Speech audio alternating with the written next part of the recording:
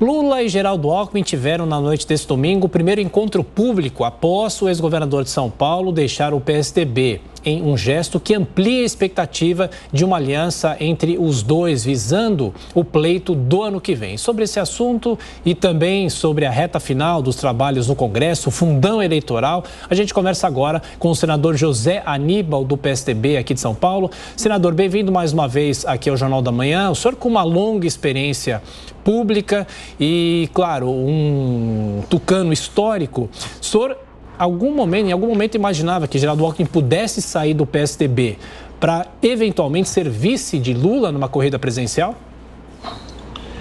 Bom dia, prazer falar com vocês. Em primeiro lugar, a saída do Geraldo já era esperada há algum tempo, né? Faz alguns meses que ele manifestou a intenção de sair do PSDB, não se sentia mais confortável dentro do partido. Esperou até a realização das prévias e, após as prévias, anunciou a saída. De outro lado, esse relacionamento dele com Lula, essa conversa, esse diálogo dele com Lula, também me parece que começou a ocorrer já por volta de meados do ano. Esta ideia, a possibilidade do Geraldo Alckmin ser vice do Lula, eu a escutei por volta de agosto, setembro, né? E várias vezes encontrei com ele ao longo desses meses. E ele tanto contemplava a possibilidade de candidatura ao governo do Estado de São Paulo por outro partido que não o PSDB, como a partir de um certo momento essa questão do serviço do Lula, de fazer um entendimento com Lula, começou a crescer. Eu acho que isso pode se viabilizar, sim. É possível que o Geraldo esteja identificando que a possibilidade de uma terceira via hoje no Brasil esteja muito difícil de se construir, de se edificar, não é? E, portanto, ele vê nas duas alternativas que estão mais polarizando o cenário político, ele vê na alternativa do Lula uma alternativa importante para tirar o Brasil dessa crise em que ele se encontra e que já dura alguns anos. Sim. Senador, na sequência, a pergunta é de Amanda Klein. Amanda. Bom dia, senador. E eu sou obrigada a perguntar se o senhor concorda com ele, se o senhor concorda com essa avaliação de Geraldo Alckmin e se acha que uma aliança com Lula pode passar uma sinalização importante de moderação, equilíbrio, governabilidade. E lembrando que o senhor fala isso do ponto de vista de um partido que tem um candidato próprio e é o João Dória. O senhor não acredita que essa candidatura vai decolar? Olha, eu apoiei muito a candidatura do governador do Rio Grande do Sul, Eduardo Leite, nas prévias. Porque o Eduardo Leite é um político não polarizante, né? Ele não fica, fulano, cicrano, Beltrano, é o Lula, o Bolsonaro, o João Pedro. Falo que os desafios do Brasil são os desafios do Brasil. A fome, a falta de emprego, o Brasil precisa voltar a crescer e uma sociedade mais solidária, né?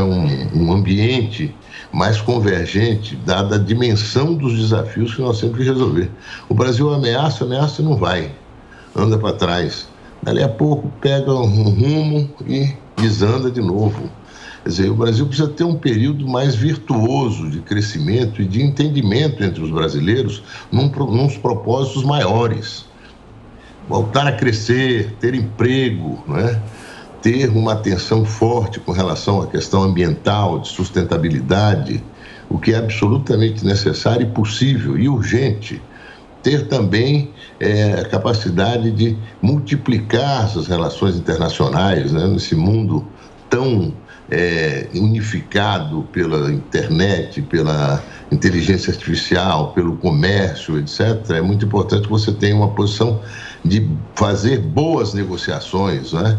E ter uma recuperação da tradição diplomática brasileira.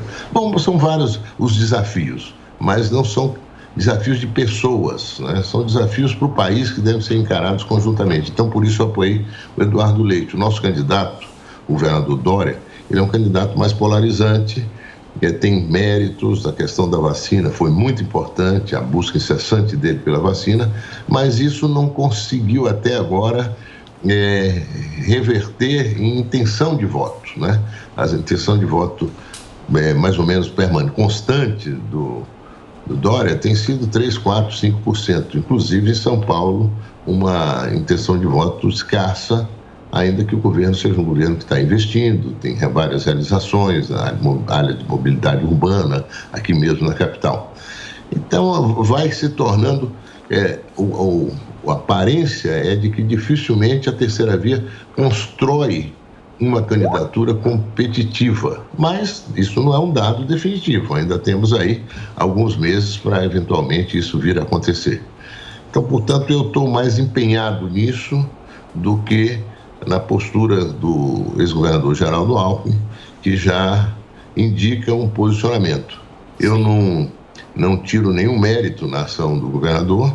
Ele foi um bom governador de São Paulo, 4 vezes ocupou o governo do estado, um ambiente de muita convergência dentro do estado, de investimento, e é uma pessoa muito atenta a esses desafios que o Brasil tem. Tem todo um lastro desse posicionamento dele, e eu respeito muito. Senador, na sequência, a pergunta é de Ricardo Salles. Zé, bom dia, prazer te ver. Nós que trabalhamos juntos, conhecemos bem o caráter, enfim, a postura do Geraldo, mas eu acho realmente que nesse caso está prevalecendo o oportunismo e uma visão que denota uma ausência de consistência, de coerência política. Mas, enfim, obviamente essa é uma análise individual de cada um. Mas o que eu queria te perguntar é o seguinte: com relação a essas mudanças importantes que o Brasil precisa fazer, seja neste governo, que deveria ter feito no passado, deverá ter que fazer nos futuros, uma pergunta: por que a privatização dos Correios, por exemplo, que está parada no Senado há cerca de 3, 4 meses, por que essas coisas não avançam? Independentemente do governo que entra, do governo que estava, do governo que virá, é tão difícil fazer essa projeção, né, das privatizações, enfim, e em especial dos Correios, que está aí no Senado. Você, como senador, se você puder nos contar um pouco, seria muito bom. Olha, eu cheguei até a falar com o ministro Guedes sobre essa questão da privatização do Senado, dos Correios. E logo depois vi que a própria base do governo começou a se desentender sobre esse processo, e inclusive pedindo o adiamento da votação. No fundo, eu acho que o governo, Ricardo, tem uma dificuldade muito grande de se relacionar com o parlamento. Houve uma forte monetização da relação do governo com o parlamento. Emendas do relator, esse orçamento secreto.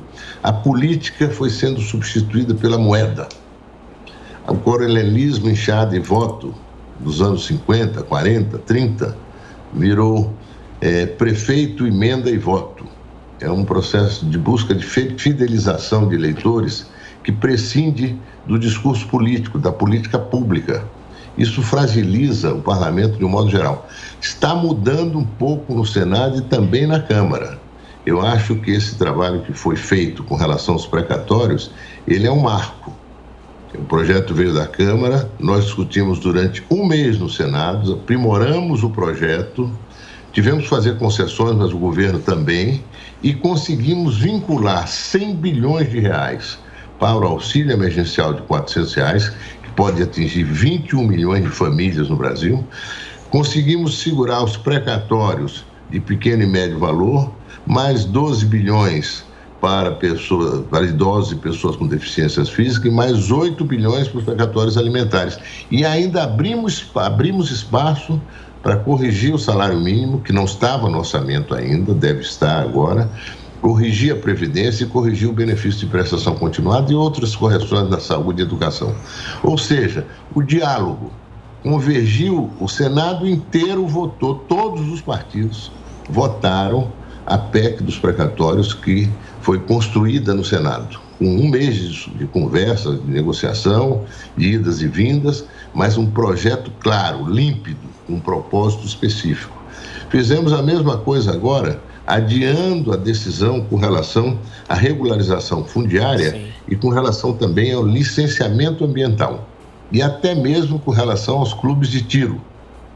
Tudo passou para o ano que vem, porque vimos que a discussão não estava suficientemente madura. Esses projetos, que são projetos que impactam mais o país, a sociedade, eles precisam ser bem trabalhados. É a questão das privatizações, da privatização dos Correios, né? Privatização da Petrobras, privatização disso, daquilo. Tudo isso tem que passar por um bom processo de conversa, de diálogo para que o processo seja feito com transparência e com bons resultados para a população. Tem também a questão da reforma administrativa e tributária, que eu acho que é uma prioridade zero para qualquer novo governo. Ano que vem, possibilidade de reformas é muito difícil, ano eleitoral. Nós já fizemos reformas em ano eleitoral, mas na situação que nos encontramos, com a perspectiva de estagnação da economia no próximo ano, é muito difícil avançar a reforma tão urgente como essas duas. Sem dúvida. E diante desse cenário que o senhor traz, está falando sobre a questão das finanças, o ano eleitoral, a gente tem que lembrar que, ao que tudo indica, o fundão eleitoral vai ficar mesmo em quase 6 bilhões de reais. Não é um achaque, não é um absurdo? A opinião pública pode reagir como a isso? Reagir como eu reagi. Eu votei a favor do veto do Bolsonaro. Até disse, por incrível que pareça, eu vou votar com o Bolsonaro nessa questão. Mas o partido dele, o PL, foi o primeiro a encaminhar pela derrubada do veto na Câmara e também no Senado. Eu disse das minhas razões, né, por que eu estava votando contra. Mas, novamente, a questão da monetização da política. Eu acho que é importante o financiamento público de campanha, inclusive para que haja um maior número de candidatos que não têm recursos, mulheres que precisam mais espaço para competir, negros, né?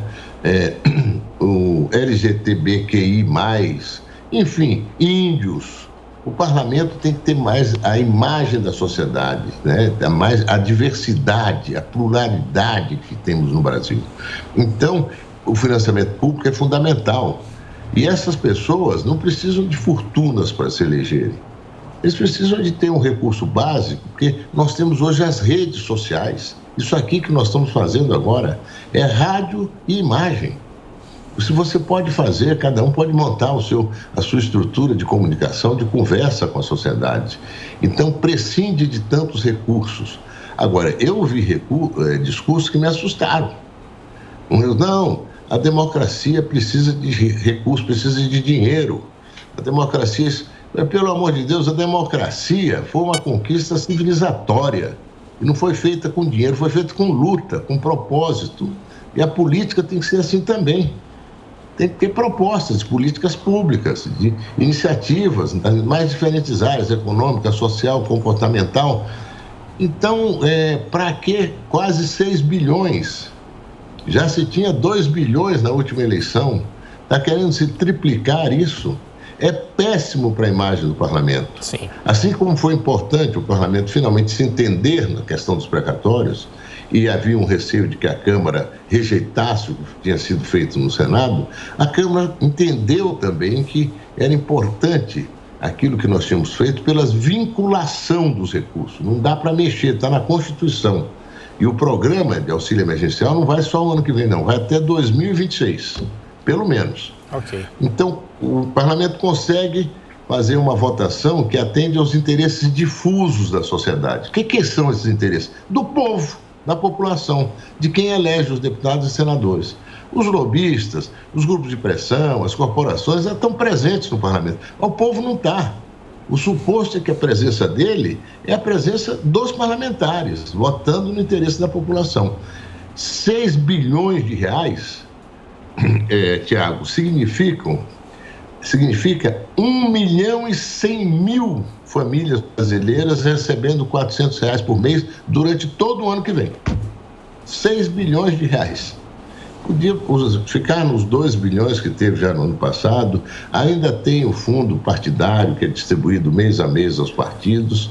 Que se faça uma distribuição desses recursos de forma mais democrática. Sim. Não é? E realmente atraindo para a representação parlamentar a diversidade da sociedade brasileira. Perfeito. Senador José... Perfeito. Senador Zé Aníbal, do PSDB aqui de São Paulo, mais uma vez obrigado pela atenção, pela gentileza e boa semana. Até a próxima. Muito obrigado. Até a próxima. Bom dia a vocês e aos seus ouvintes.